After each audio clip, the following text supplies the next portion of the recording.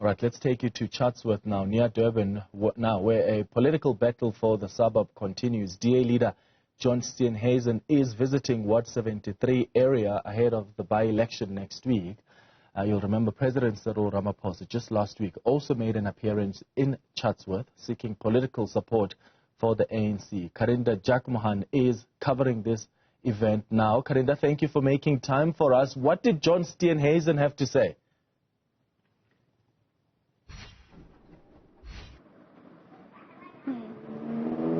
Indeed, good day to you. Well, Steenhuisen's visit here in Chatsworth just over about an hour, and he was speaking about the issues of the Employment Equity Act currently before court, also speaking to the citizens of Chatsworth, saying that he wants to ensure that this ward in the upcoming by-election next week goes to or stays within the DA. But like you mentioned, it is a political battle. The president, the ANC president, Cyril Ramaphosa, was here last week. So I'm speaking to Chatsworth residents about how they're feeling about the situation unfolding. Sean Alfonso is here. Sean, let me start with you.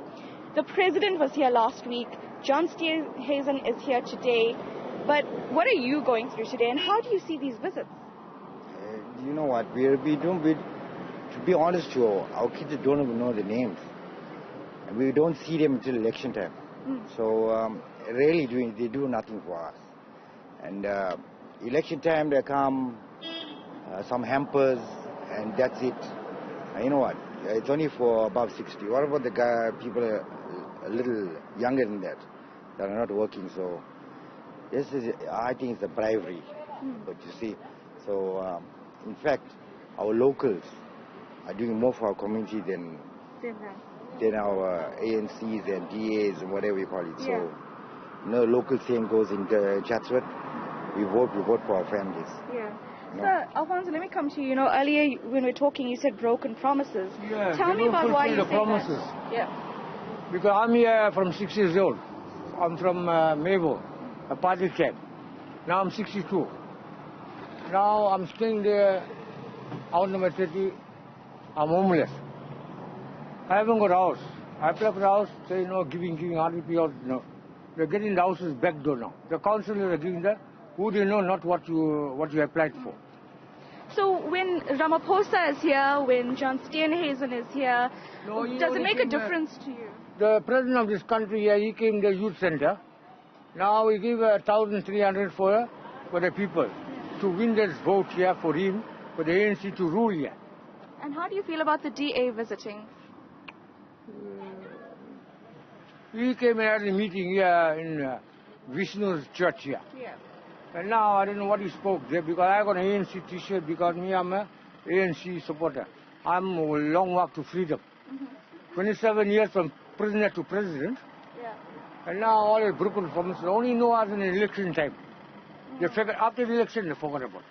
So their residents saying it's really these visits only happening ahead of the election time. So I'm going to please bring you in. I know you're from an area just opposite Crofton, but how do you view these, visits by whichever party, but the politicians coming here? How does it make you feel as a resident? I'm not feeling happy because these people only what they do it is they only come when they want to vote. Yeah. As soon as we vote for them, there's nothing done after that. Everyone say hangers. Yeah. We even our house flooded in Welpidash when there was a heavy rain. I think you remember it. Huh? They only said they're going to come and give us houses. We're still staying in the Jondal on the dangerous places. There's nobody, not even one person came and took our names down. But when we're hearing there is some people that got a flat in Durban. Yeah, that's all.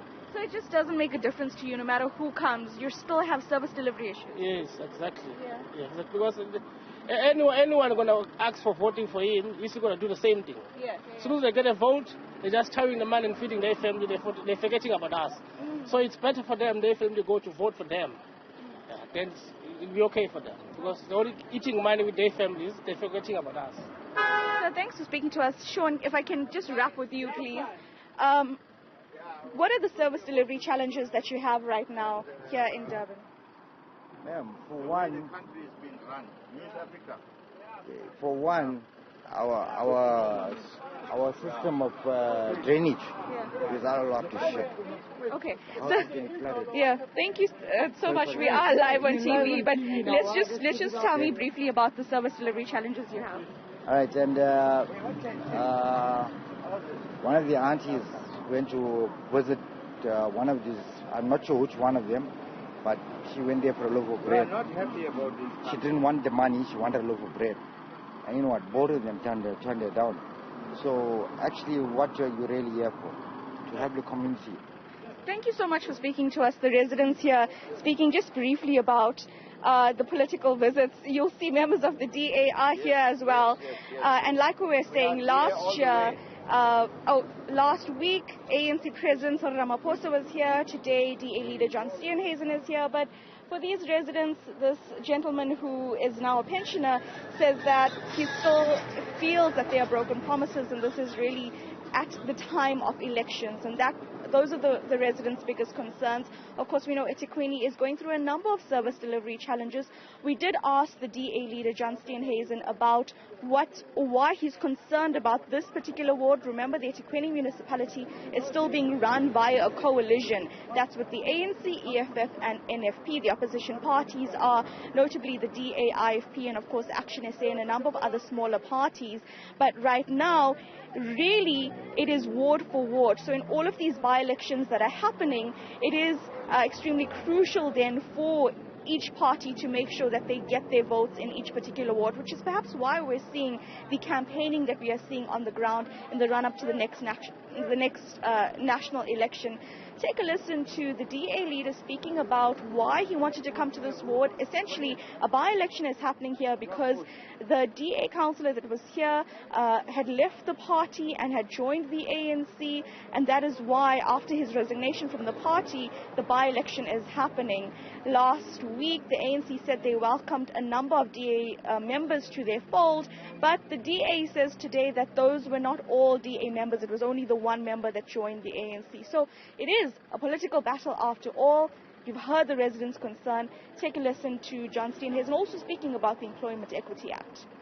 An important ward because we had somebody who turned tail and ran and joined another party, and I think we want to send a very clear message that you can go, but you don't take our votes with you, and I think that's going to become very, very clear next week. In terms of the Constitutional Court challenge, we're currently drafting papers.